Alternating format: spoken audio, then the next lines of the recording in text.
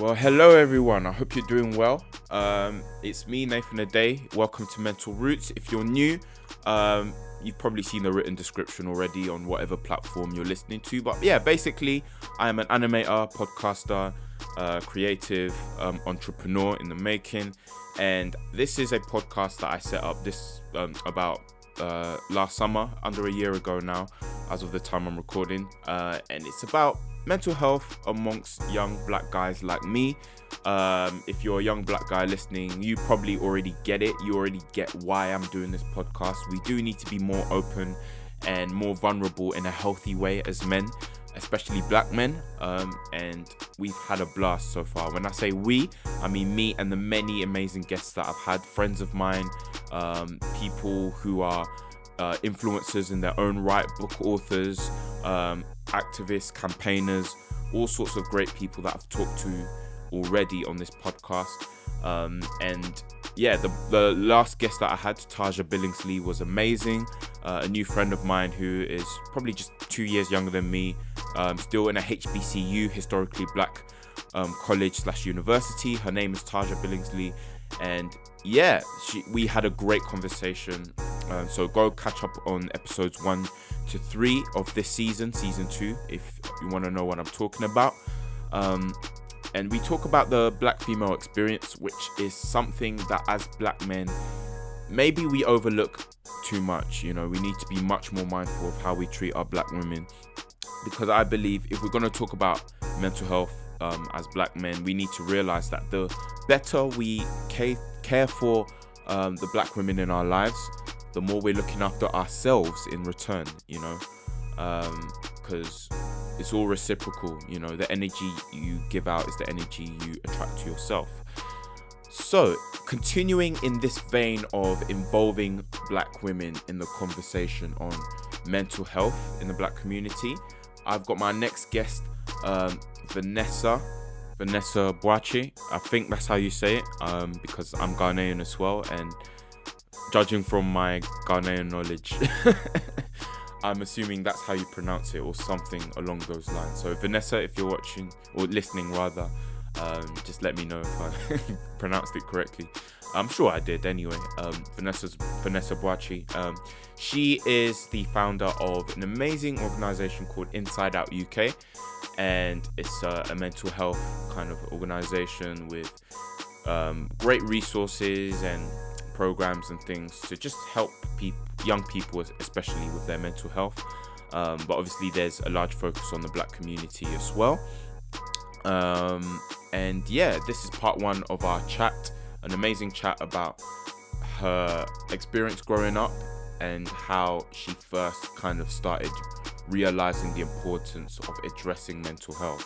So this first part of our conversation is mostly focused on, you know, her beginnings and how she started getting into psychological therapy. You know, she's a practicing psychological therapist, and it's just refreshing to see more and more young black people getting into this practice and similar mental health practices, because we need more culturally competent, more culturally aware, ethnically diverse people in mental health, so that when young people are looking to get help with their mental health, they see people who represent where they come from and speak their language. So that's what excites me about Vanessa and her amazing Inside Out team.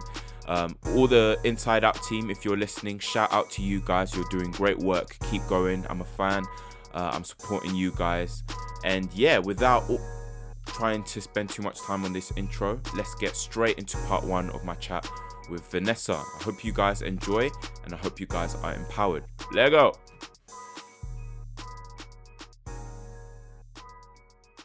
Okay, so thank you, Vanessa, for stopping by. How have you been doing lately?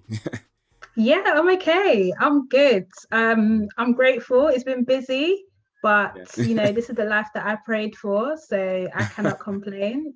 Cannot Yeah. complain at all. I have to just, keep it moving, do what I need to do and get things done. Yeah. Yeah. But I overall, mean, good. Yeah. yeah, I've been obviously what you've been posting on social media, and both on your page and the Inside Out page has been, I'm sure it's helped many people during these difficult times. And Mm. I think that's one thing that we can really be grateful for, is that we've got online platforms to share information about mental health and Yeah. quick tips on, certainly the stuff to do with stress, how to handle stress. I Mm. definitely benefited from that post. So yeah, I just wanted to say well done to you and the team with everything you do. And Great. Thank you. yeah, without much further ado, let's just get into the questions. So Sure. mental health, right? It's become almost this buzzword, in our current climate. Um, for you, how would you define, mental health? Like, yeah, and I know that's quite a broad question, but Mm. just to start off. Yeah. I guess when we look at mental health, um, it's interesting because as much as we are speaking more about mental health, it seems to be the case where we interchangeably use the word mental health and mental illness, especially Mm, within our communities. Those two words tend to get mixed up. So when we talk about mental health, automatically you know, some people may put on the defense mechanism that, no, I don't have mental health, I don't have mental health, but everyone does have mental health. And I think first and foremost, making that distinction between mental health and mental illness, those are yeah. two completely different things, as you'd know. So when we look at mental health itself, everyone has mental health, just like everyone has physical health. Mental Yeah. health is in regards to a person's emotional and psychological well-being. And with an individual's mental health, it determines how they think, the things they do, the way they relate to themselves, the way they relate to others as well. So it's something that everybody has. And as I mentioned, making that distinction between mental health and mental illness is definitely important. So then we're not undermining mental health itself, and we are also working on it as much as we are working on our physical health as well. Yeah. Yeah, I guess for me as well, like I relate to when you said like mental health is not mental illness, because I think the first time I kind of heard that term, it was like it was more used in a negative way. Like, Mm, um, yeah, it was kind of this clinical term, and it was mm-hmm. usually associated with troubled people or whatnot. Um, but it was, I don't know what it was. I think it was probably in 2019 that, not that anything in particular triggered it, but I think I was becoming more aware of different like societal issues happening, and such as, racial injustice. And I started hearing about mental health in a more holistic way, in terms of like the media wants to paint black people a certain way, like we are certain caricatures from a movie, but there's all sorts of complex things that impact the way we see, for example, many young black people behaving, and it's to do with their mental health. And so I was thinking, okay, so mental health isn't just this um like exclusive thing that's just used for people who are Mm, particularly troubled, or people being rehabilitated or something, but all of us mm, have mental health. And if we don't look after our mental health, you can grow up in a really good family and have a really good upbringing, but things can still go really pear-shaped if you don't look after your mental health. So mm, that's that's kind of how I started to think more critically about the term. mm-hmm. um Yeah.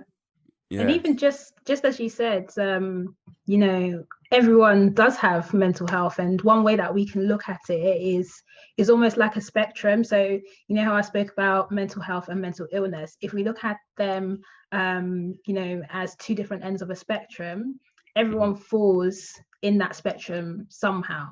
And depending Yeah. on, life events, stresses, triggers, all of those different things can, almost bring you into one area of the spectrum. When you work Yeah. on ways to improve your mental health and your well-being, then that can bring you to the other end of the spectrum as well. And it's Mm. it's it's one of those things that is always changing as well. So, you know, depending on where you are at the moment, that might change. When a life event happens, it might sway you a little bit more to this side.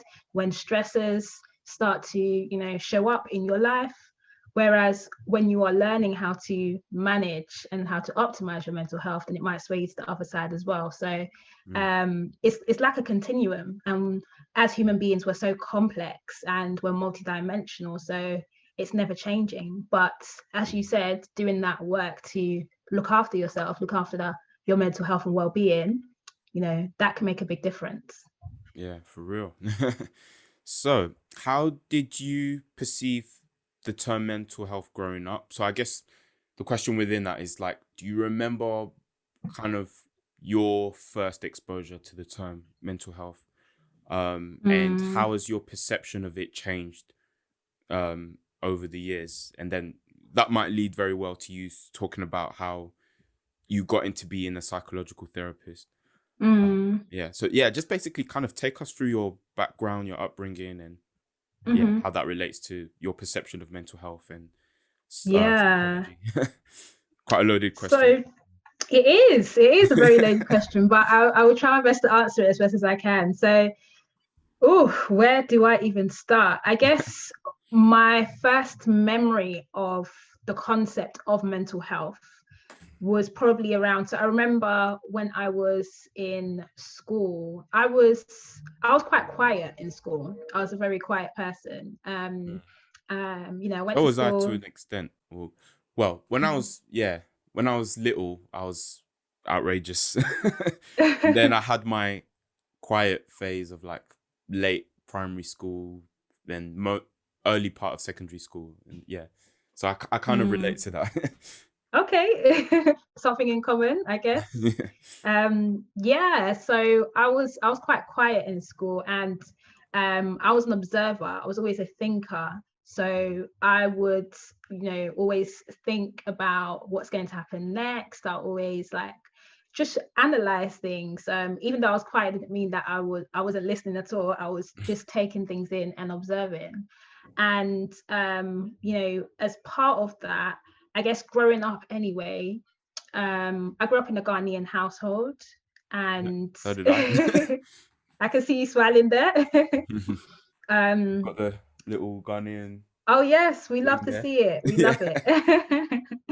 it. And as the firstborn daughter, of course. How many things do we have in common? I'm the firstborn as well. I'm the firstborn of three. Okay. Okay, nice, nice, nice. Again, that comes with its challenges. We're almost like the deputy parent in a way. I don't know if that's something you can relate Yep. to. Yep. So, as well as being an observer, as well as being a thinker, analyzing, having that role of being a deputy parent, at a young age, I was given quite a bit of sorry, at a young age, I was given quite a bit of responsibility in a way. Mm. And so, even just from the smallest things, like I remember on the roads that I used to live on when I was in year six. So, in year six, you're probably like, how old are you? 11. You're about Yeah, 11, 10 aren't to you? 11, yeah. 10 to 11. I remember being responsible for taking all of the young kids on my road to school. Oh, that's cute. I'm only 11. It Yeah. wasn't too far. It was probably like a 15-minute walk, Yeah. but I took on that role of you know, being in charge of everyone at that age. And now to think of it, I was like, oh wow, I was only 11. How was I actually doing that? So things like that, from things like do you know when we are playing about in school and stuff, I'll Mm. always be the teacher, like pretend to be role play the teacher. I was always role playing like the sort of caring type of roles. Mm. um and I guess over time with those experiences, it made me develop responsibility at a young age.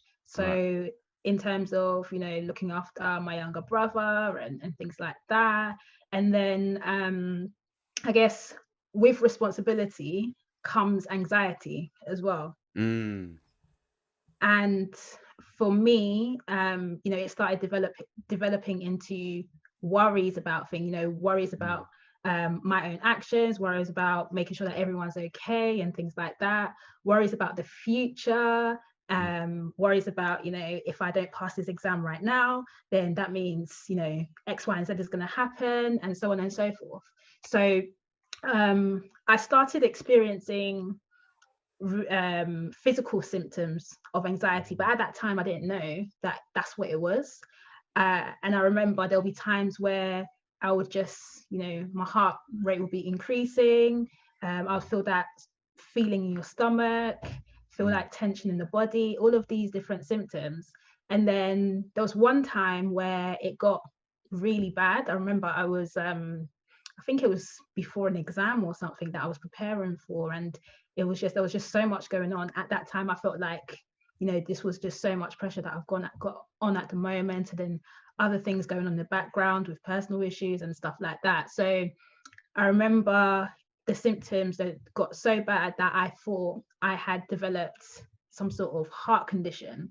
So I was really, for a long time, I was convinced that there's something wrong with my heart. It's like, Vanessa, there's something wrong with your heart. There's something going on. And one time I thought, what, let me call, it got so bad that I called the NHS 111 service. So I gave them a call. Wait, and how old were you at this point? At this point, I was probably like in secondary school, actually. Okay. Yeah. So this was fast forwarding from primary school to secondary school. I think I might have been in year 10. Okay. Yeah, like year 10 times. So yeah, I called the 111 service. I don't even remember how I knew about the 111 service. I think it was just I don't know, maybe someone mentioned it at school or something. Yeah, I don't remember how I knew about that service. So I called them, and then the lady that I spoke to, she asked me to describe my symptoms, and I was just like, yeah, I'm getting really tightness in my chest. It feels like I'm having a heart attack, etc., etc. And luckily for me, the lady that I was speaking to had awareness of mental health. And she described to me that the symptoms that I was experiencing was basically a panic attack. Right. And then I was like, oh, okay, right, that makes sense. It makes a lot of sense. And then I think that understanding that what I was experiencing was a panic attack, that really opened my eyes. Because initially, when you think of a panic attack, I thought of it as, when you're sort of like hysterically crying and shaking, and like, what you picture a panic attack to be is almost, for some people, that's what it looks like, but it's almost, what's the word? A bit more dramatic than what I was actually experiencing. That I thought at the time that it was a bit more dramatic than what I was experiencing. I thought this was more of a physical health condition, like I'm having a heart attack and I'm going to die. I literally thought that, something is that is disassociation between the mental and the physical. If we think exactly, if there's a physical like issue we're having, we think it's a physical cause. Exactly. That opened your eyes to realize actually the mental does affect the physical. That's what exactly. Right. Yeah. That's powerful. Exactly that. Exactly that. And then it just really opened my eyes, and I was like, okay, this makes sense. So then now with this understanding, I can rule out the fact that I haven't got a physical health condition like I thought I did. Right. This is something that's related to my well-being and the stress and the stresses and the previous experiences that I've had, and that responsibility and worry and all of those different things. So then that's what made me think, okay, do you know what, I think after that experience, actually, I'll just probably learn about some breathing exercises, and that was that. And then it wasn't until later on where I started learning more about mental health. So I did psychology at A levels, and then after that did it at uni, because I was just so interested in human behavior. So just like why humans do what they do, human behavior, how people interact with each other, all of those different things. Mm. So in summary, that was, my first, what I recall anyway, as my first standout experience of mental health itself. There's been other things that have happened, but that's the first one that I actually remember. Mm. That's powerful. That's powerful. Yeah, because and what stands out to me is that even to have the maturity as someone in year 10, like to be a 14, 15-year-old picking up the phone to actually say something, like I'm sure that took a lot of boldness in a sense, because 100%. Yeah. I I even think, feel that, yeah, sorry, after you. yeah, because the key thing here is communication, right?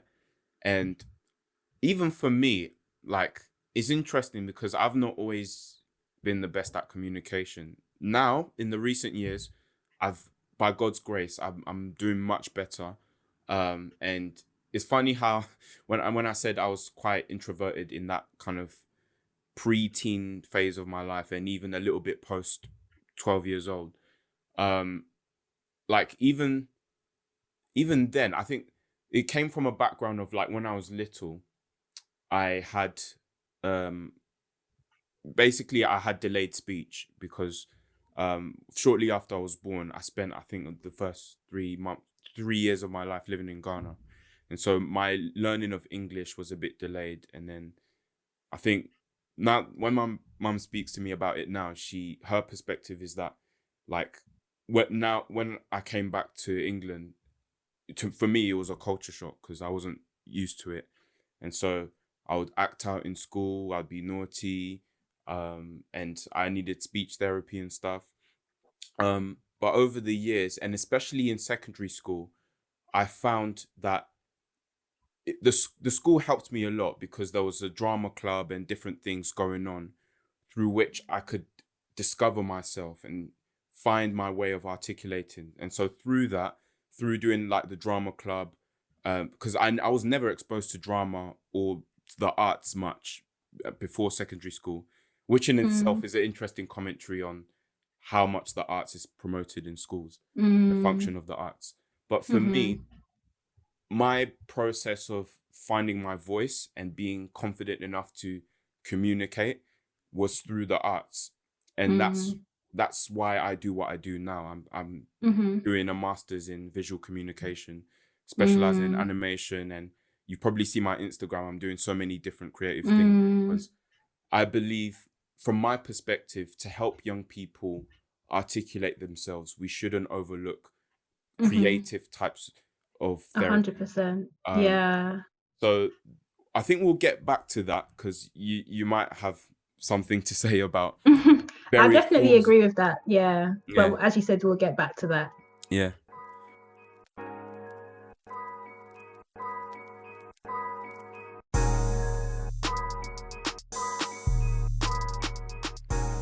Hey everyone, I hope you're enjoying this insightful episode so far.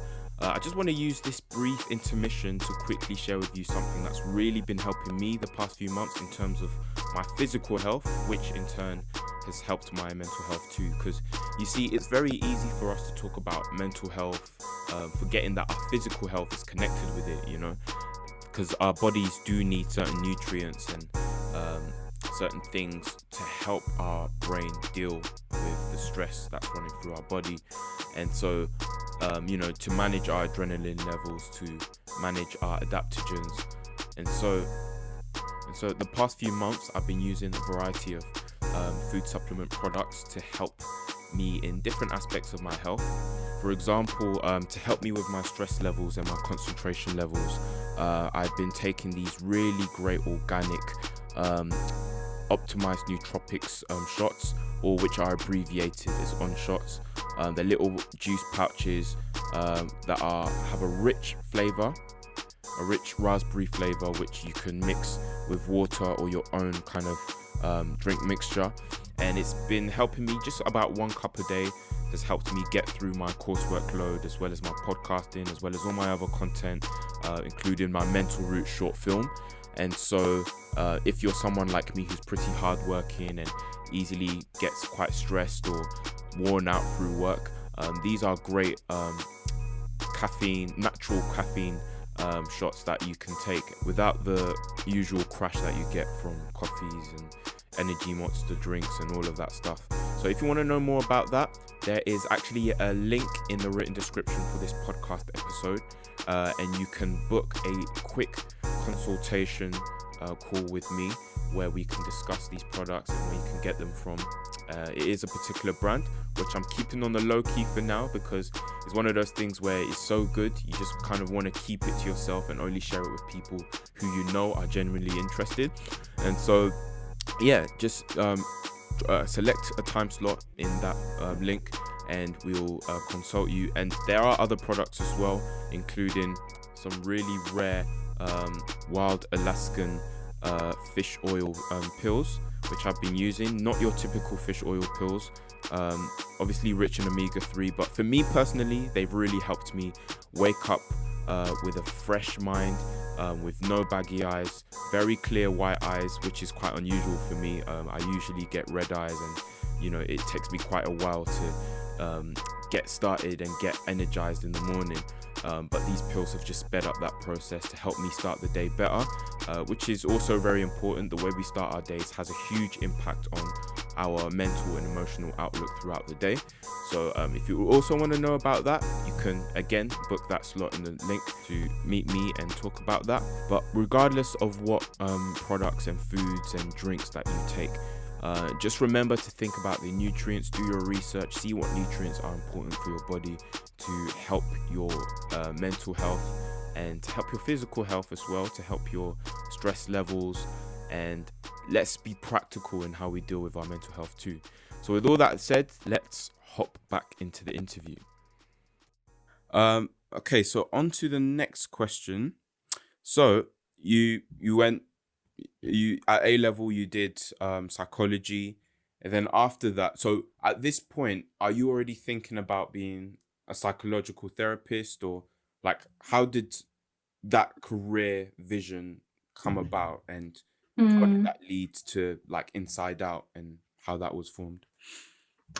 So at that point, I didn't even know what a psychological therapist was. I didn't even know a psychological, well, I can't even say it myself. I didn't even know that a psychological therapist existed. I didn't know it was a thing. All I knew was that I wanted to help people. And it's interesting, you mentioned that you went to Ghana for the first 3 years. You lived in Ghana for the first 3 years of your life. And of course, which I don't remember, but yeah. Which you don't remember, okay.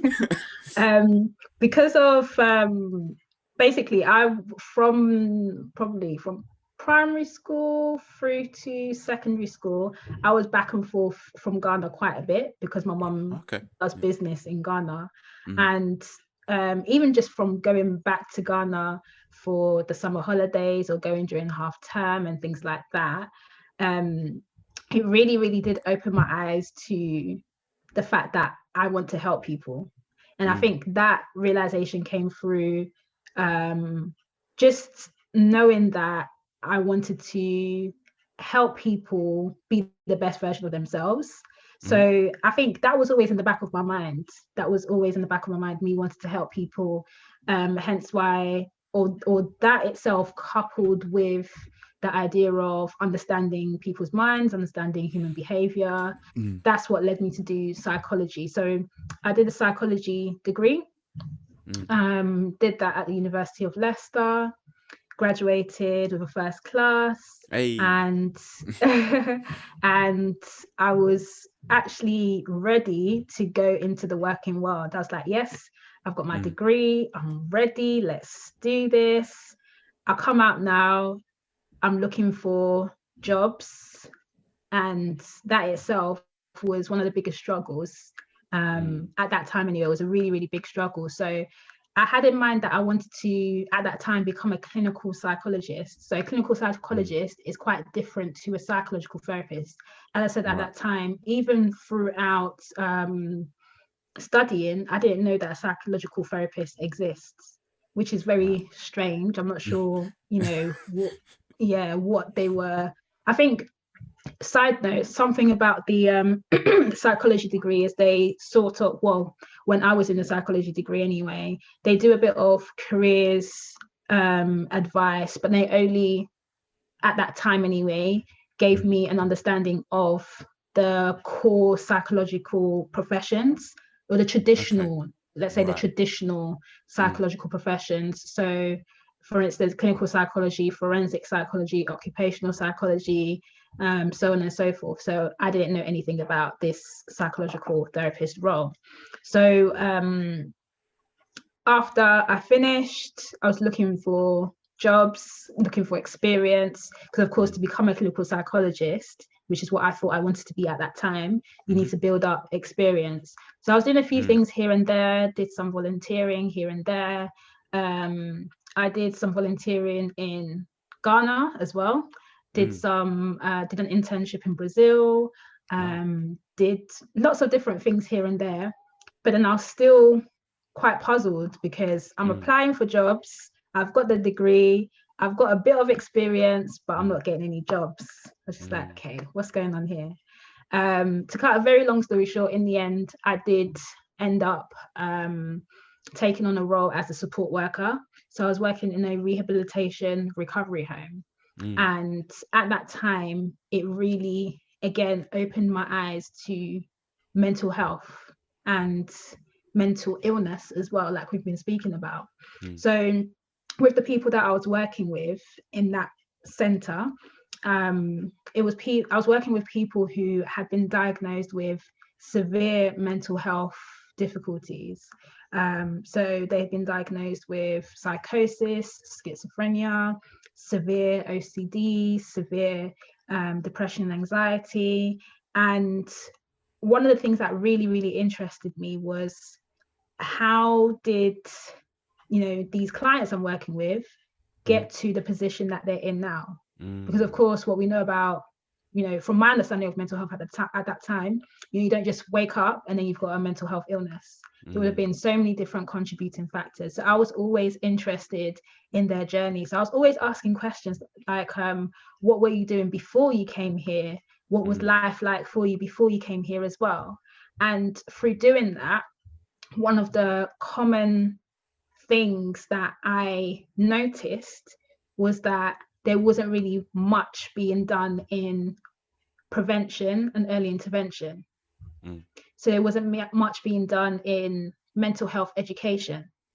So if we even bring it back to the experience that I had, where I didn't know that, these physical symptoms of anxiety actually are anxiety and they're not a physical health condition, that was down to my lack of mental health education.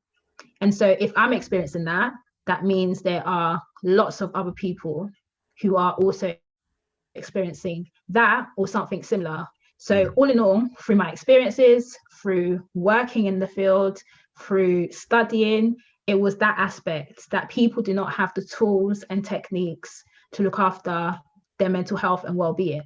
They don't have that awareness. Many people don't, or especially young people, may not have that awareness to be able to say, okay, I'm suffering from anxiety or I'm feeling anxious. This is a tool, a practical tool that I can put in place to help myself.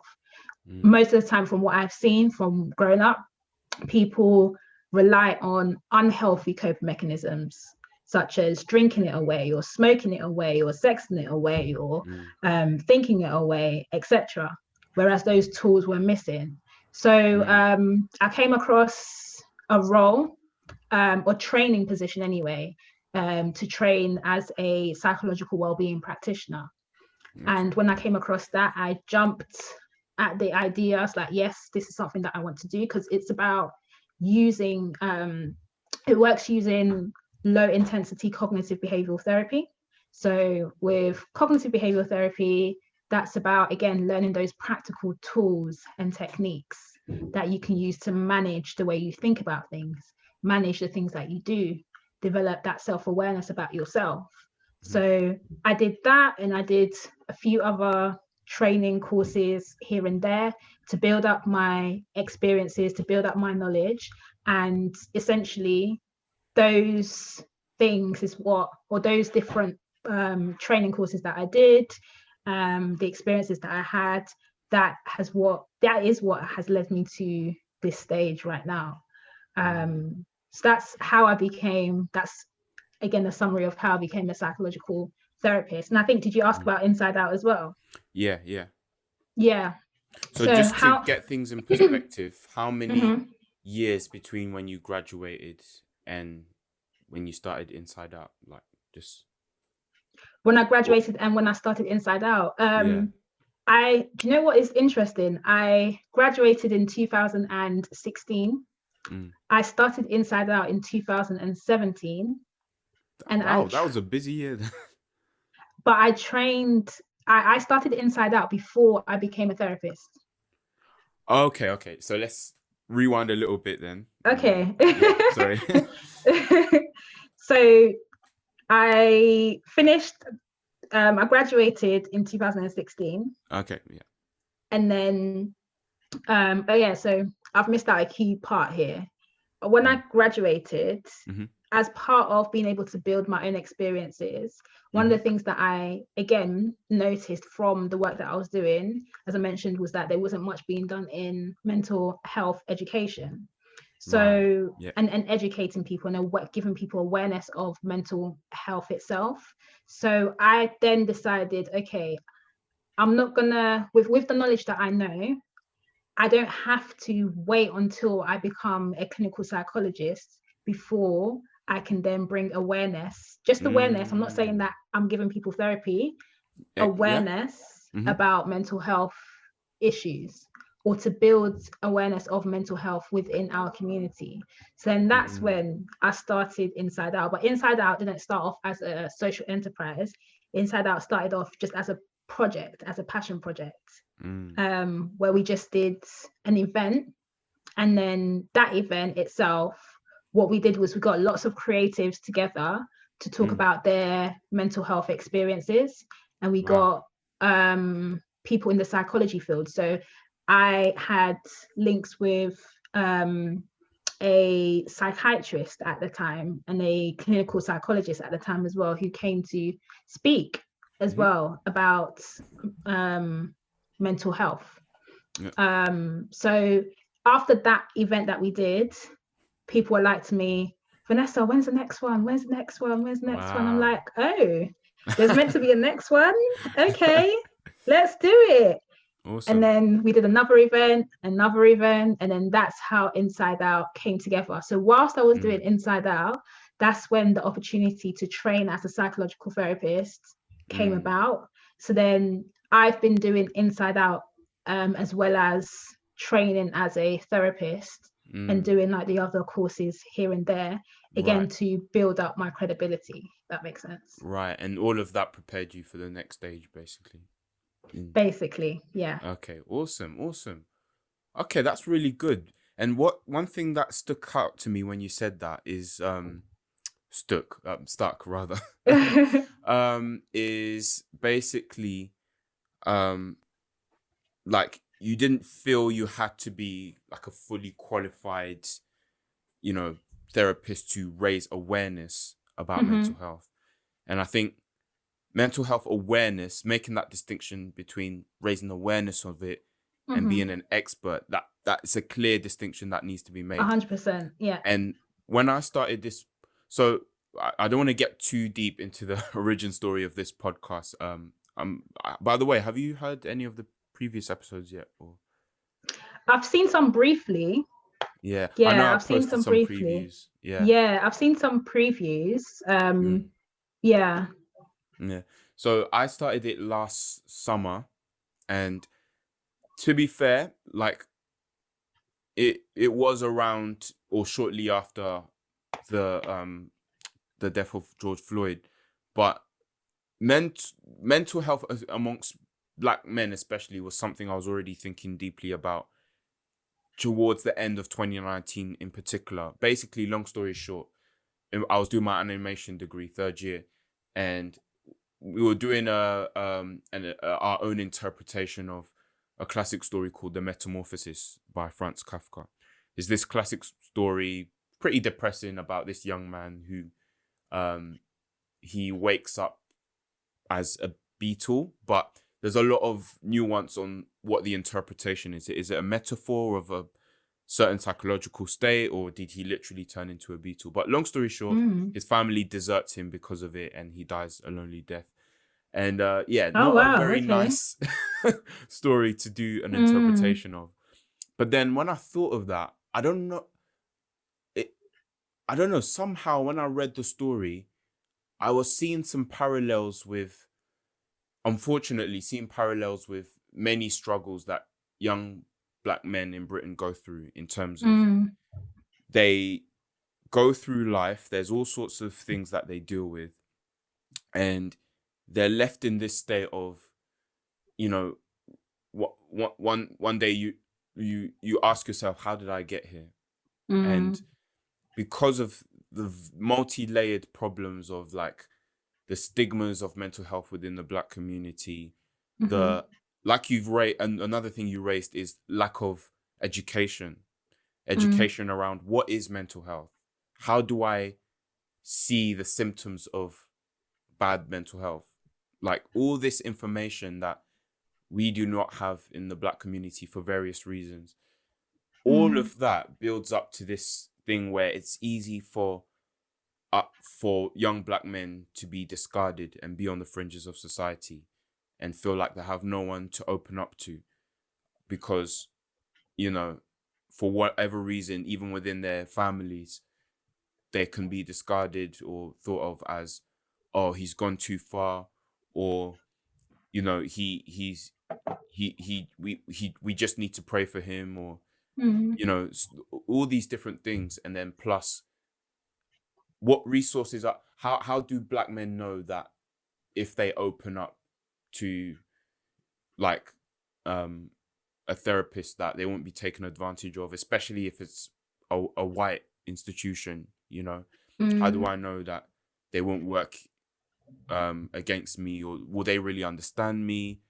Or we Mm. just keep it pushing. That's what we like, just surviving Western society. We've just been taught to just keep pushing. It's just standard that you have to work twice as hard as your peers. That's just normal, yeah. Mm. And all these things is why there's a lot of men struggling with mental health in general, but especially black men. And that's what inspired me to actually do a commission short film, um, an animated film called Mental Roots, which I just finished a few weeks ago, actually. So it's a year-long project. Congrats. Thank you, thank you. And I'll post more about it in the weeks and months to come. But it was actually a commission that I was selected for, um, in conjunction with an organization called Rural Media, and they select young people with great film and sound drama ideas, and they work with in conjunction with the BBC to broadcast it. Long story short, last summer lockdown, I'm thinking, wow, mental health is even more of a topic that I need to address now as someone with a platform. And Mm. when after George Floyd happened, you know, it just, I thought, okay, as someone with a platform, it's good that I'm making a short film about it, a fictional story about it, but we need to have conversation. Like, it can't just start with a cute, informative film saying you need to open up with someone. We need to have some difficult conversation as to what exactly are the issues that we're dealing with in the communities, what practical resources are there. So there's a need for education. And so that's why I realized, because of how hot the climate was and how, you know, many white people, they were like, you know, what are we missing basically? I I realized that this is not a moment for me to shy away from the conversation because I'm not an expert.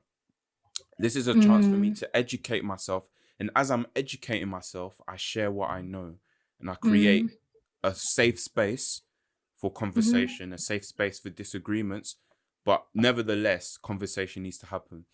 And so that's why I started the podcast last summer. And so far, I've had some good Amazing. responses. Yeah, thank you. So far, I've had some good responses from people. But the beautiful thing is, as I'm learning and learning from people such as yourself and other people from, different practices, I'm realizing like it's okay. Like I even in the last interview I did, I recorded another one last weekend. Mhm.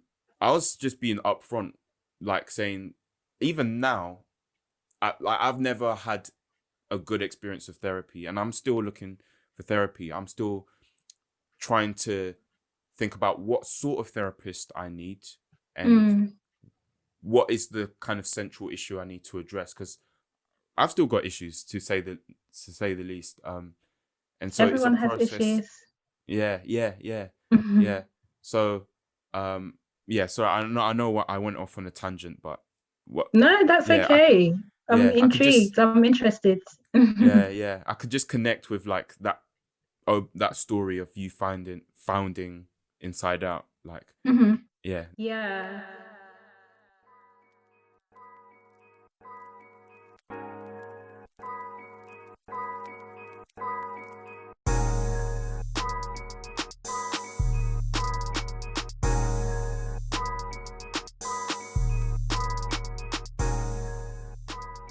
Well, that is the end of part 1.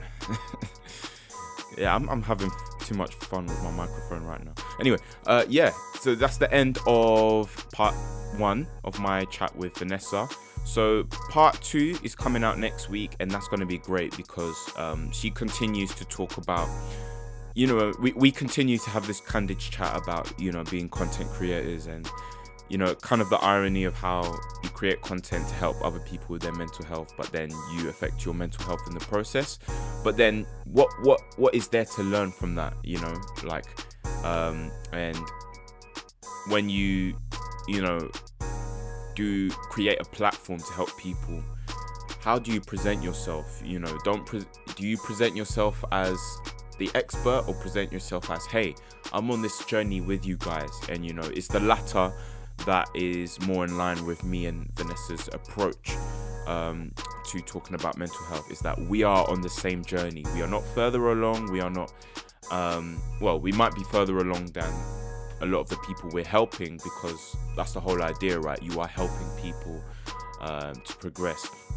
But there's still things that I can learn from you guys listening. Like, that's the heart of what we're trying to say, in this conversation, and what you hear a bit more of at the start of part 2, which comes out next week, is that we are here to learn as well, So guys, speaking of that, and if some of you listening also have some knowledge on mental health or experience in regards to dealing effectively with mental health, maybe you've had counseling before, maybe you've had training, maybe you work with young people and you've had to do some training on how to deal with young people, how to deal with those from minority ethnic backgrounds especially as well. Like, if you have any kind of knowledge to share on that, please let me know. Like, message me, email me. My email is nataddai@hotmail.co.uk, nataddai@hotmail.co.uk.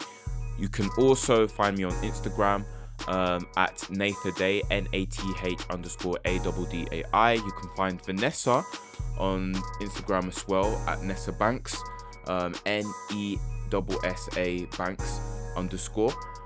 So that's her Instagram tag. And please let me know, especially if you have any information to help me grow my understanding of how to effectively deal with mental health in the Black community and with young people.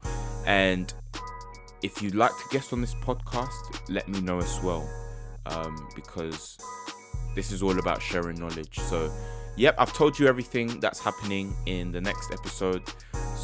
So until then, stay safe, protect yourselves, look after yourself, and yeah, try and achieve that balance of not overloading yourself. The world won't stop spinning if you decide to take your much needed rest. And that's something, again, that I'm not perfect in, as you've already heard, but I'm making progress. So we'll see you next week, guys. Take care. Peace.